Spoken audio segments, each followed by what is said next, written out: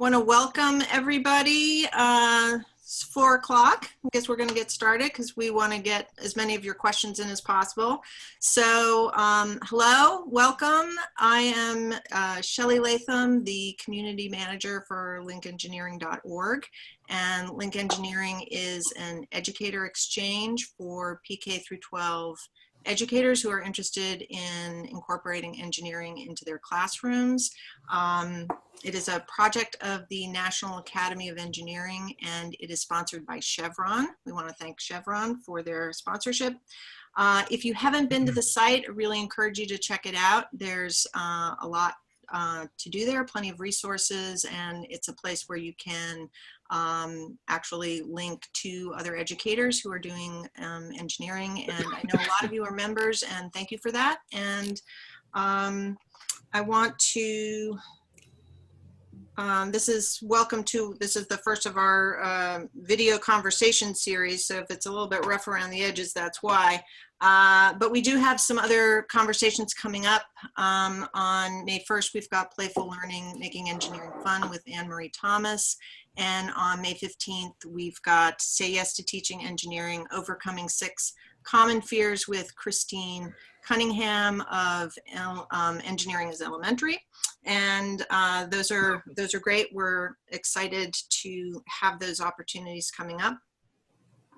And so, hello, and I want to just introduce our presenters today.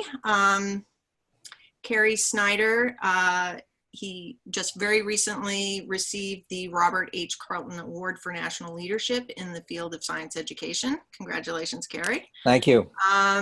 And he is a visiting scholar at Portland State University in Portland, Oregon, where he, for a long time, was the associate research professor and teaching courses in research methodology in a Master of Science teaching degree program. He's also a chair of the Link Engineering Committee and serves as a consultant on STEM education for a number of foundations, including the Noyce Foundation, Stephen Bechtel Jr. Foundation, and on many advisory boards. He's also a writing team leader for the Next Generation Science Standards, and he is the editor of a 3-volume set, The Go-To Guide for Engineering Curricula, that was published in 2015. Did I cover everything pretty much, Cary? You got it. All right, good. And joining Cary is Nancy Schalk, who has been teaching engineering, robotics, and environmental science at Beverly High School in Beverly, Massachusetts for the past 19 years. And she was part of the advisory team of educators for Engineering the Future, Science, Technology, and the Design Process, a teacher guide published by the National Center for Technological Literacy at the Museum of Science, Boston, and she met and worked with Cary on that project. And prior to that, Nancy was an environmental and energy engineer working with state agencies and nonprofits on energy efficiency and conservation. So thank you so much for being here, both of you. I'm really excited about this. And a little housekeeping for the rest of you.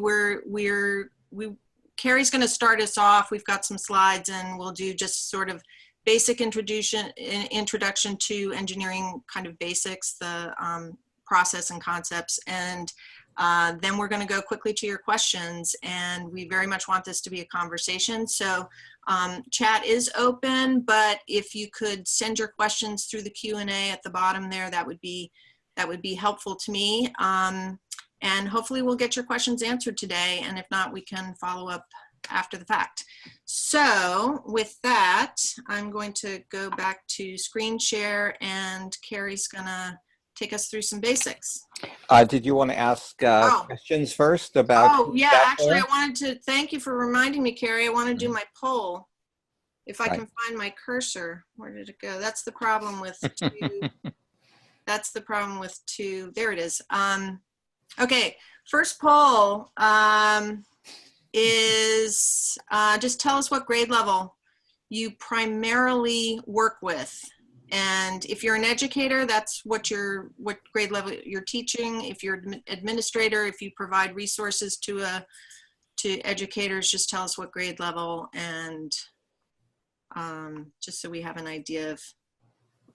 That will help Nancy and me as we're thinking through what we want to say and what we want to emphasize. So. Yeah. Okay, so we'll leave that open for a few minutes more. We're almost got everybody answered. I'm going to switch over to the screen share. Okay. And lost my cursor again. Ugh. It's that two monitor thing. Okay. Yeah. Here we go. All right.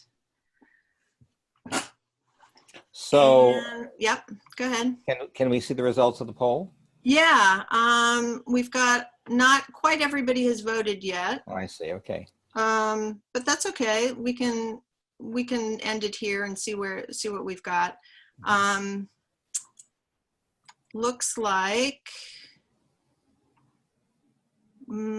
slight majority there of middle schoolers, and nice even split between elementary and high school. All right. So take us away, Cary. Okay. So a few words, first of all, about what it is that we're talking about. And again, I apologize. This is very elementary for some of you, but I always think of the process of engineering as a means of solving problems and meeting people's needs. So the important things about it is a process, and it's a purposeful process. Some have called it design under constraint, which is a little too brief for me, but a way to think about it is that there are always constraints. There is usually money, time, or materials, or a deadline, and you've got to make something that works. That's a very different process for science, but it belongs in a science program because it's really the application of science and mathematics to solving real problems. So it's systematic. It's not a helter-skelter hacking trial and error approach. And it's iterative. That is, you try to solve the problem and you see how well it works, and then you see what's the problem with it and you improve it. So it's also very social and collaborative. So teamwork is critical. And teamwork, helping kids develop the ability to be team players, really starts in early elementary school. That's really a major aspect of that. Next slide, please.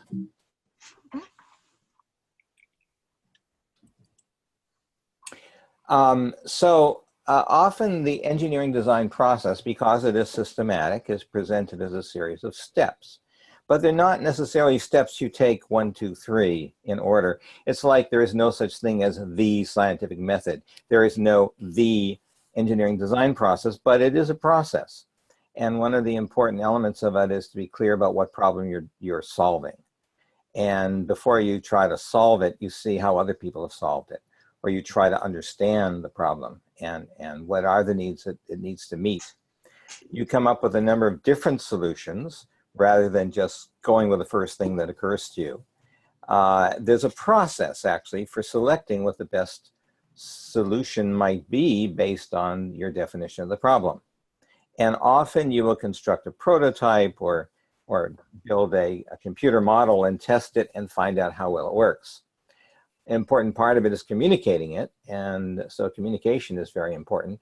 And then often once you get it out there and see how well it works, it's necessary to redesign it.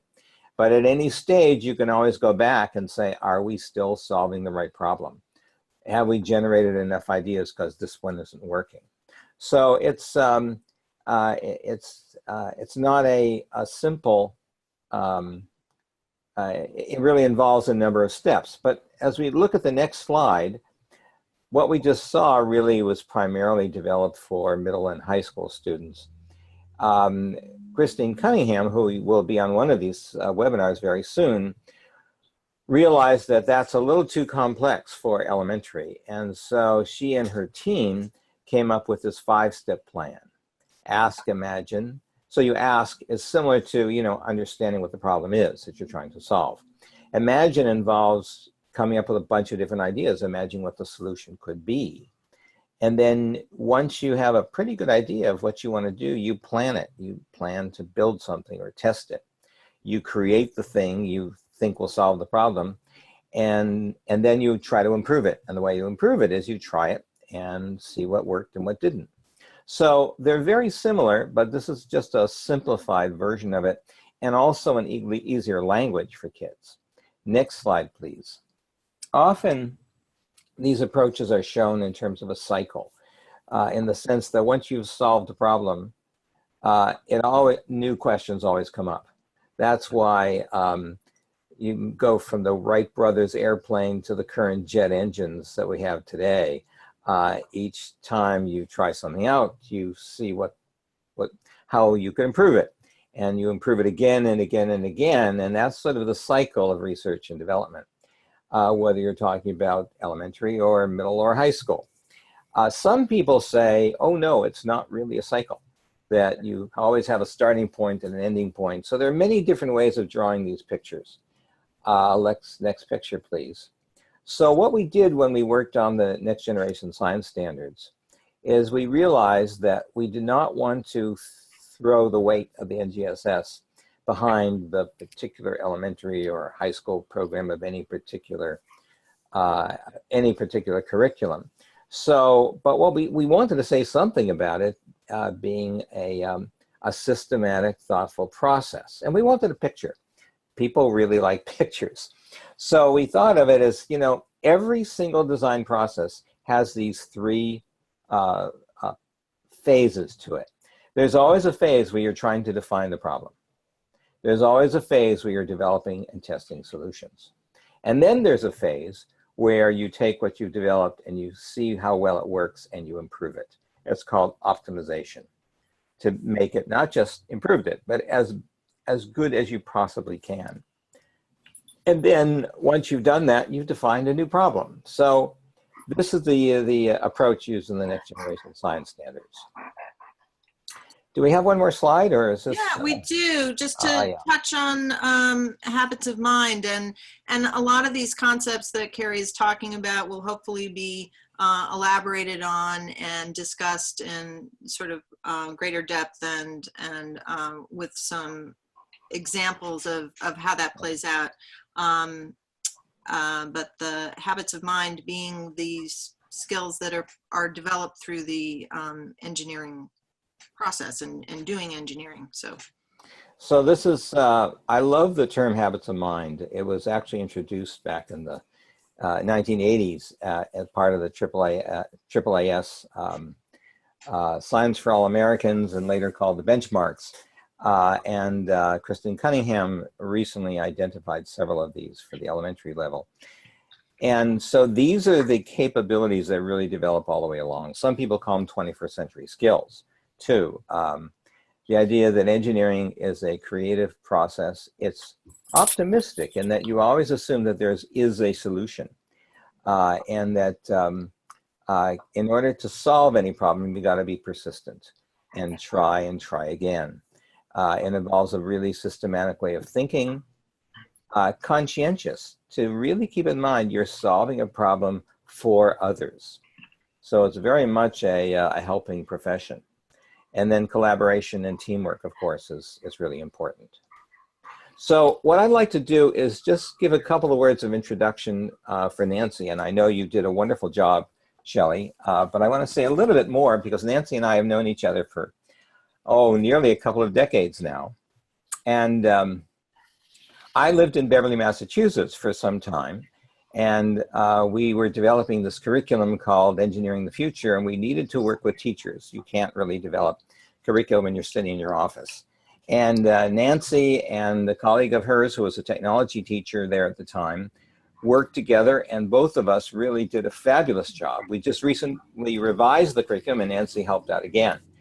And so Nancy is one of those people who was really a pioneer in this field. So Nancy, if you could tell us about what you do, about the classes that you teach, how it fits into the science program at Beverly High School, and in particular, what kinds of experiences the kids have in your classroom. That would be great. All right. Sorry, I've got a very old dog in the background who wants attention right now. Um, so yeah, I've been teaching a variety of courses, primarily engineering at the high school, and have tried to, the high school wanted students to have that perspective of problem solving that goes beyond traditional science classes, which they of course also have, but the recognition that there's a lot of need for people who can problem solve, and there's a huge array of professional pathways in the world of engineering. So I think it has been really helpful. We've got a lot of students who announce that they're going to go into engineering in college because I think they're exposed to it the way I wasn't growing up. So our students, we try to expose them to a whole lot of skills that help them be better engineering designers or use the design process. So to do the design work, to come up with creative solutions, we make sure that they learn how to draw, and we practice technical drawing skills, and we learn about materials, and we learn about, I've put a fair amount of time into energy because I want them to see the connections between what engineers do and some of the problems or the challenges we face in this world.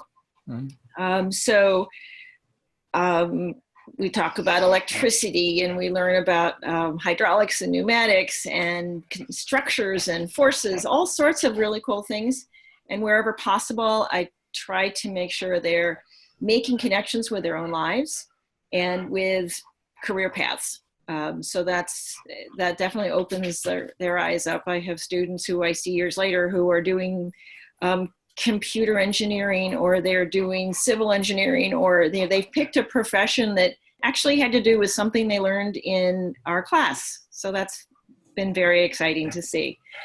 It blends nicely with the other science courses, and we do, as Cary mentioned, there's certainly a connection between the scientific method and the engineering design process. And we try to practice that enough that they are comfortable solving problems throughout the year. We do a lot with group projects. I try to give students the opportunity to focus on individual responsibilities within teams, but they do an awful lot of collaboration, which is sometimes challenging, but generally they come out the other end with much better projects and with great skills about learning to listen and blending their strengths and becoming confident in the areas, for example, drawing. I've got a lot of students who don't have any comfort with drawing when they walk through the door, but now they can explain their ideas better. So we've got a luxury at the high school. It's a full year course like any other science course. So we get to dive into a lot of different topics. I think you can do it in more condensed way if you don't have that luxury. The design process is so critical to prepare these students for life. That's a wonderful discussion. Let me, if I may, just highlight some of the things that you just said, if I may. So you talked about they're becoming familiar with a lot of different technologies, like hydraulics and pneumatics and drawing and so on and so forth, which is critical because people go through life, the technologies are all around us, but we don't really learn how they work. So that's one important thing. It relates to their lives. So electricity is something we use all the time. Well, what is electricity? How does it work? How can we use it and actually design circuits? So careers, and there are 4 careers in engineering for everyone in science in this country. And NASA hires 10 engineers for every scientist, which always amazes me. Wow. So those opening of those career doors is really something we really need to do. And it's wonderful that you have done that. The relationship between science and engineering is also important. Scientists actually spend a whole lot of their lives doing, engineers spend a lot of their time doing science because to get their equipment to work. And often the reverse too. If you're doing engineering, you actually have to do some controlled experiments to find out really the best parameters for your device or something. And then the teamwork and collaboration, again, which is so important all the way along. By the time they get to your classes, Nancy, hopefully the middle school teachers and elementary teachers will have really helped these kids become collaborators and learn how to do that, because it's really a tough skill. It really takes a lot of effort to learn. So those are wonderful, wonderful explanations. Shelley, I know you have something to... Yeah, Nancy, I was going to ask whether in your school district, are they doing engineering in the middle school level or elementary level? Is that something, are you seeing students, if so, are you seeing students coming to the high school now with engineering experience or vocabulary? Definitely there's way more effort now than there had been when I first started teaching. Because we started at the high school and tried to work backwards. In general, most of the engineering concepts are taught by the science teachers, I think, with support of professionals who come and work with the teachers. They are doing more and more at the middle school. Again, it's a combination of the science teachers, plus they have some specialists. So I think they have access to a real shop. And I know that they're developing maker spaces at the school. And I know the engineer or the science teachers, when they're doing physics and other science topics, they try to build projects in where the students do go through the engineering design process, and then they apply it to the science they're trying to do.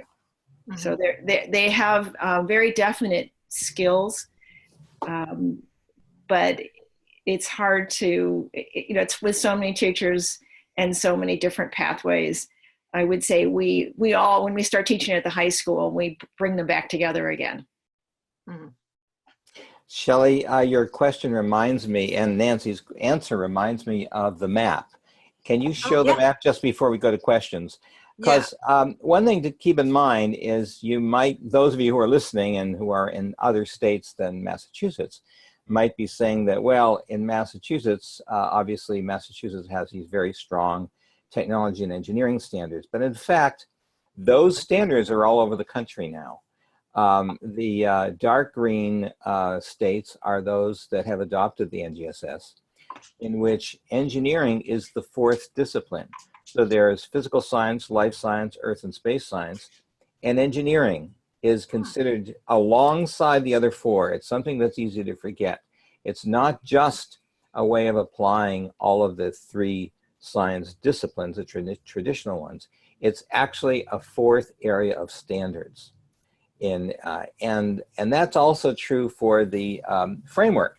The medium green framework are the medium green states are those who base their standards on a framework for K-12 science education from the National Research Council. And that is the blueprint for the NGSS. So that also emphasizes engineering. And then some of the white states that have not committed to either, some of the light green, by the way, are considering adopting those. And some actually, like Wisconsin, is white, one of the white states up at the top that is not green because it hasn't adopted the others. But I just looked at their standards yesterday because I'm going there next week. And I see that their standards are also very strongly based on the framework. So they also include engineering. So this is something nationwide, whatever state you're in, really, the idea of engineering becoming a critical part of science is becoming something that's widely accepted, that's really valuable and important to do. And we look to Nancy as a pioneer in this area to get a sense of well, what works, what are the barriers, and so forth. And so now I think we should get to the questions from our audience. Yes, if you have questions, be they basic or less basic, or about applications in the classroom, or about larger concepts and curriculum issues, send them in the Q&A. that would be great down at the bottom there. And or in the chat, if you want to tell us if you're here because your school is going to be starting engineering, or your state has recently adopted these standards and you're curious and interested and wanting to know from there, or if you have some experience having your state already adopted that, if you want to let us know how that's going, or if you have any questions about that. I think that while people are coming up with their own questions, I have some. I'm ready to jump in here because I'm not an engineering educator. If you could talk a little more, Cary, about how engineering in an educational setting, how it plays with science and math and technology. And I want to just say that for the technology, I think I tend to go, and I think a lot of people go to like fancy technology, like computers and cell phones and, that kind of thing. But technology really is just anything that is man-made, like a hammer is technology. And I think that we sometimes, go to the fancier digital realm when we're thinking of that. So just how those all fit together. Okay, so I see a question from John Olson over here. Oh, okay. That I'd like to address too, and say that there's a tremendous value in looking at the kids' experiences and to connect to those experiences, connect with their lives. So I noticed, for example, that Karen Umeda mentioned that the heavy rains are also on the east side of Oahu. If you are, by the way, this is my cat, Gibson. He loves going on, he loves webinars. He's a real star. So, so for kids who are in Kauai and the North Shore and Oahu and perhaps the other islands too, this is an event that is kind of big for them. And one of the standards, and I forget exactly which level it is, but I think it's middle school level, is developing solutions to protect humans because of natural disasters. And so what do you do as a solution? I know here in Oregon, it's okay. Yeah, beautiful fur, doesn't he? Here in Oregon, one of the problems is that we often get major roads washed out on the coast. What kind of solution could there be instead of continuously improving the road there? And that's a sort of question for which there are many different types of engineering projects. Now, John Olson asked about the science and engineering concepts, and I particularly emphasize the relationship between the two, because how you fix the road depends a lot on whether or not you're expecting another storm of this sort coming and when. So, for example, what we're seeing now is 100-year storms occurring every 5 years. Now, I know that sounds like a non sequitur, but the point is that with global climate change, atmospheric patterns are changing. What are those atmospheric patterns? How can we understand the earth science concepts related to climate? What is climate and how does it differ from weather, for example? So those are some science concepts, and they're intimately related with engineering problems. Now, an engineering concept that you don't typically find with science is the idea of trade-off. So, for example, if you're going to fix a road in a way that's not going to be washed out, it's going to be much more expensive. There's a trade-off there. Pay more money, but you get a fix that's more likely to last longer. An even more expensive fix would be to find another routing for your road, so it's not right along the coast. Again, there you may lose some of the beauty of the views or access to beaches. So that's another important concept in engineering, the idea of trade-offs that you don't encounter specifically in science. Nancy? I just wanted to pipe in again. We talked about projects, and I just wanted to reiterate that engineering can be such an exciting project-based way to engage the students, and also connected with the concerns about lives and roads and housing.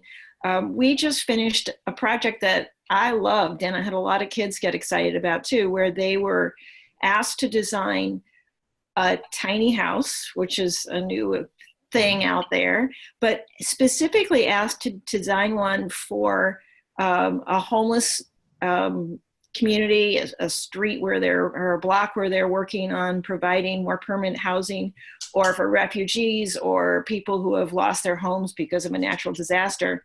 And as a result, they've been asked to design something that is not only very small and very functional, but also as close to zero energy as possible and very low water use home. So they had to do a lot of research. They had to work collectively because everybody brought different expertise into the project. And they got to build a little model, which meant they got to, for the first time, really got to experiment with, on a miniature scale, how walls are framed, because they used stirring sticks for studs and to frame windows, and figure out how the light came in the buildings. And so it was a fun project that blended a number of themes, and they had also already researched the amount of electricity different household devices use, and solar panel, how many watts solar panels can put off. So it was a great way to blend a lot of ideas into something that the students collaboratively worked on and were very proud of and demonstrated. So the more you can bring in reality and problems that really do exist, the more it engages them. So one of the real joys of teaching engineering. So let me build on this a little bit while you send us some more questions. Is that the project Nancy is talking about is actually one that we're working on together. One of the new activities that Nancy's been testing for us in the Engineering of the Future curriculum. But she has brought to it much more than the basic activity that we had in mind, and brought in issues that were important locally. Now, sustainability, of course, was one of the main points that is intended for that section. Tiny houses use much less resources than big houses, which is one thing to think about. But in a similar way, we had kids redesign a building, also in that same unit, here in Oregon, and they were about to have a new school, so we gave them the activity to redesign their own school. How would they do it?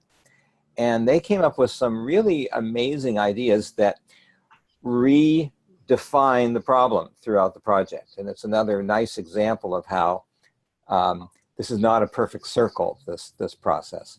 So some of the kids said, you know, we have this library, maybe it should be a community center for the community when we're not here. Bring in some of the people from the community, not keep the high school separated and isolated. And, you know, we have this big gym. Why don't we, and we have a lot of kids who have no homes. Why don't we invite the kids and their families to sleep here at night instead of sleeping under the viaduct and out in the elements? And we could, you know, make sure that when we design the building, it is separated so you don't have to heat the entire school, just heat the gym and make sure that there are extra bathrooms there. So really bringing it home, I think, is an important lesson here that I think Nancy has demonstrated. It needs to be related. And issues like social justice, where they're not typically discussed in a science class. They are perhaps in social studies, but again, here is a way to bring the subject areas together. And there's opportunities for science and social studies teachers to work together, as well as ELA and math teachers. So there are really wonderful opportunities through engineering to integrate the subjects and to break down the walls that typically cross between them. I want to, just one quick thing. One point I should make is that well, I'm working at a certain level with high school kids on projects, and we have we go into a fair amount of depth about the science and engineering of those topics. So much of what we do can be done at the younger grades.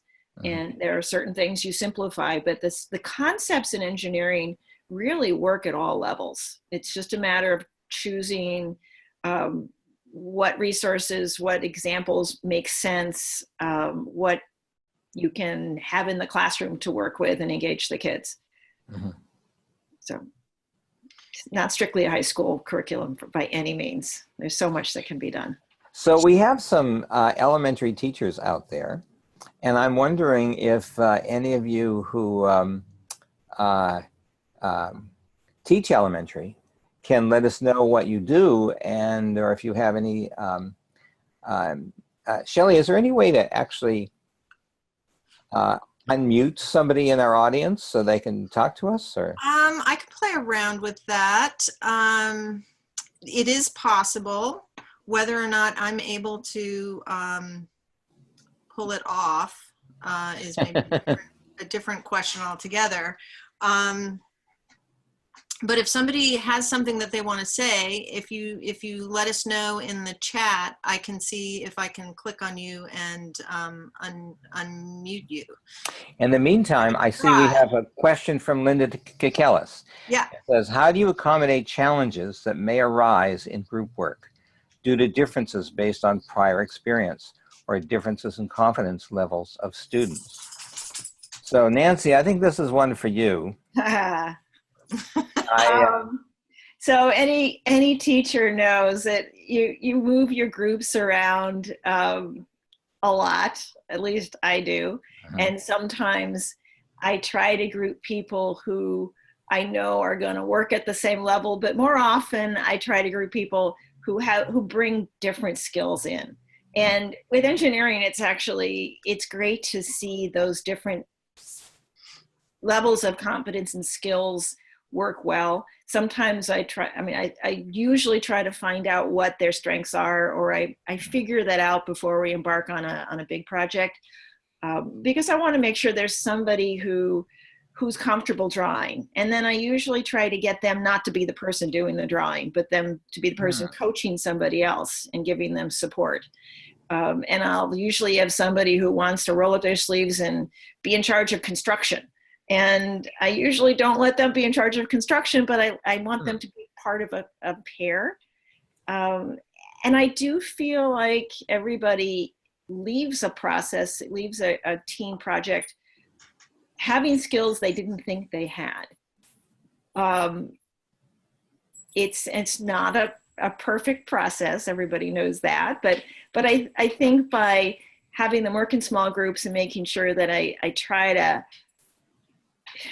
give people, I usually let them choose jobs, but I make them rotate, and I make sure different people are facilitating and making sure that everybody has a job and is working. All those standard practices can make a big difference. And I don't know if I answered the question completely. No, you gave several excellent answers. Okay. I have to share that I remember on one of our pilot studies, I remember a student who was very upset and angry. He said, I'm a member of a team of 3. I'm doing all the work. And how come everybody's getting the same grade? So I remember the way that teacher explained the way he would do things in future was, yes, he liked the idea of everybody getting the same grade for the same report from their project, but also each student got an individual grade based on specific things that he had each individual do. So, so there were, opportunities for whoever was doing a lot of the work actually to get extra credit for that. Yeah, that's pretty standard. Whenever I have group work, I try to have individual deliverables, and it may be different pieces that they're in charge of, but I never want an entire group to get the same grade unless they feel that they contributed equally. And often they do, and often they learn, but I tell them part of the process is, if you're doing all the work, there's something not right here. you need to help make sure it's delegated, and you can coach, but your job is partly to make sure that other people are contributing. Mm-hmm. It reminds me also that we had a questionnaire, I don't know if you use it, about teamwork, where students rate both their own teamwork process as well as their fellow students' teamwork processes. We didn't grade that because we really want them to be honest about that, but we discussed those ideas and made sure that the team talked about those ideas too. So again, it never gets easy to do this, does it? To help kids really learn to work well together. There's another aspect of that. I think that we often think of group projects as being weighted to the stronger students who tend to take on a lot of it because sometimes working with other people is hard. But part of what I understand of the engineering design process is that getting that input from people who maybe are not usually the first person to raise their hand, or who maybe don't have the same academic strengths as other people in the group. Part of the message of the engineering design process is that all of those viewpoints are actually going to make for a better result. And I think it can be hard to get the smarty pants kids, the kids who are, sort of motivated and kind of high achievers, to sometimes step back and accept that some of the input that they might be getting on a project is actually really good and needs to be considered. So that seems like one of the skills that if engineering is being, introduced properly and with rigor, that there would be an opening for all of the participation if it's being done right. So I see, Shelley, that we have a nice paragraph from Cheryl from Michigan. Oh, great. Would you mind reading her? Yeah, no, not at all. Thank you.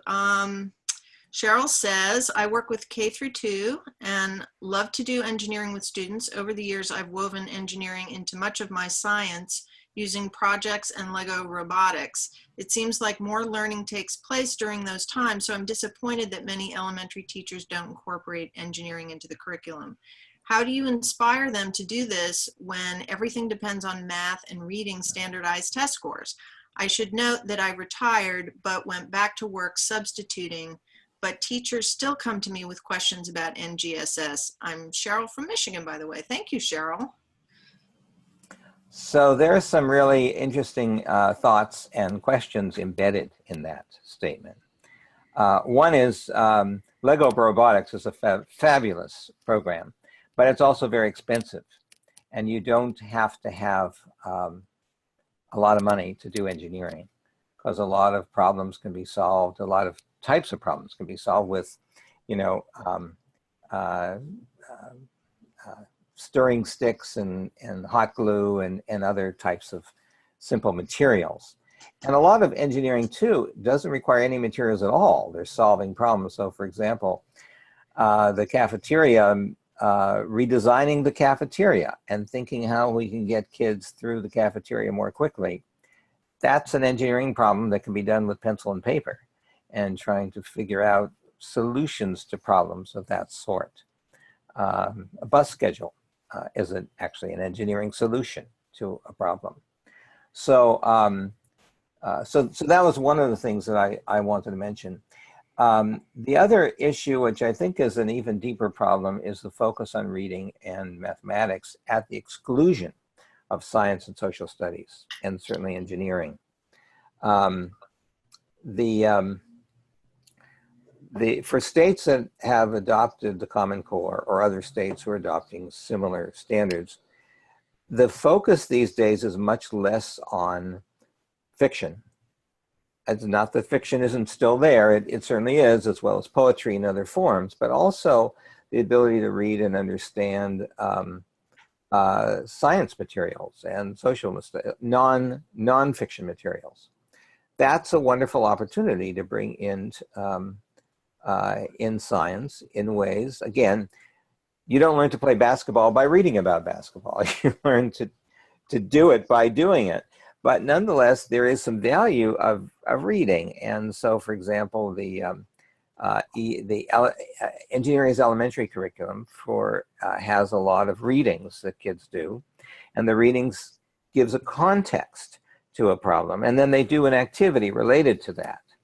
So, so anyway, there are opportunities to connect science and engineering with social studies. I'm sorry, with English language arts and with mathematics. You just do what I call a twofer. You get credit both for English language arts and for science if you do something that involves both. So it is true that the focus, by the way, there was a study done by Rolf Planck a couple of years ago showing, in fact, that even before No Child Left Behind in 2001, the amount of time given to English language arts and math was increasing, and science and math and social studies was decreasing. That law actually made things worse, and in some states, very few kids even do any science at all before 4th grade. So this is a major, major issue and problem. One way to attack it, where there is such a focus on ELA and math, of course, is to do a twofer types of programs. But I'm hoping that the country will change. Someone says in my state, I belong, this is from Karen Umeda, I think from Hawaii. In my state, I belong to a team of teachers who deliver the wonders of science and STEM PD to teachers statewide. That's great to hear.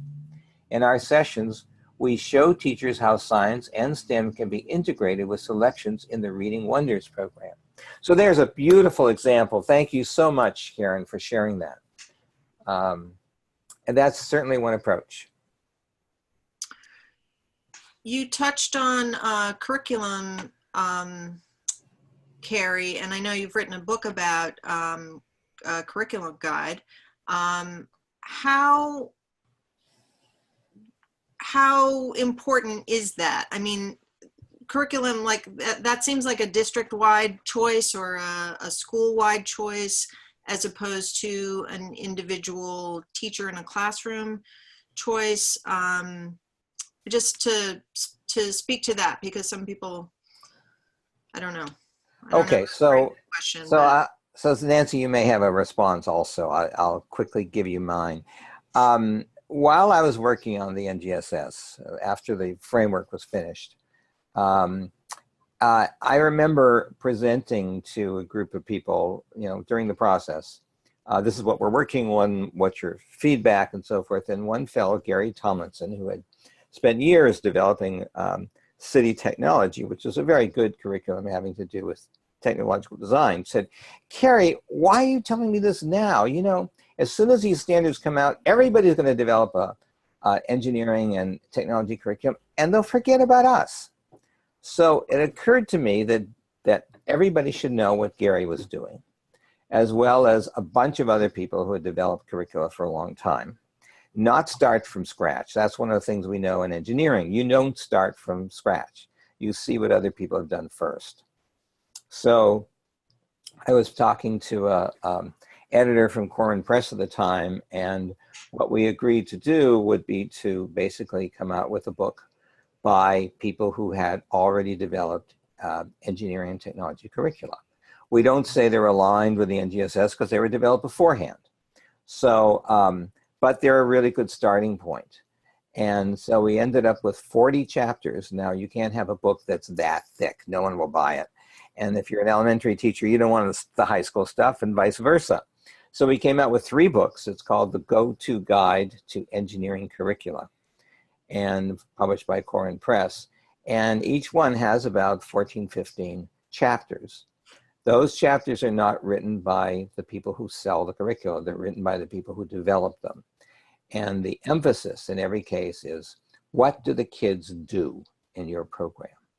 And there's also a question about how well does it align with the NGSS so far? How do you assess it, and so forth? How do you find out about it? So with regard to your question, Shelley, you also asked, what about an individual teacher that wants to integrate engineering into their curriculum and the district is not going to buy another curriculum? Well, there are a lot of what you call enrichment modules in these programs, in these chapters. You don't have to buy a whole year's curriculum and all the kits and all the money that's associated with it. Mm-hmm. In some cases, there are just a little booklet that you can pay $20 for and give you a whole lot of ideas about how to get materials at the grocery store and the hardware store and give your kids an amazing engineering experience that you can attune to your high school or even social studies program or the science program. So there are many ways of doing this sort of thing, and I'm very pleased to say that this material, we've got 40 people who really spend a lot of time writing these chapters. NSTA carries the book, National Science Teachers Association, makes the book available also to its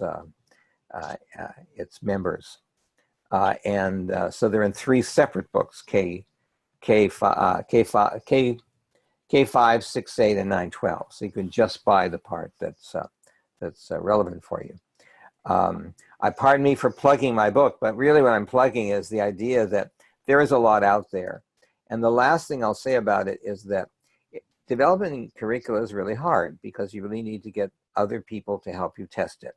So Nancy, for example, has been tremendously helpful. Without her, yeah, I could go and teach something that I came up with, but what if I send it to somebody else? Do they find it helpful? And what do they recommend for me to improve that? So we had quite a few people. The original version had 100 teachers actually test it.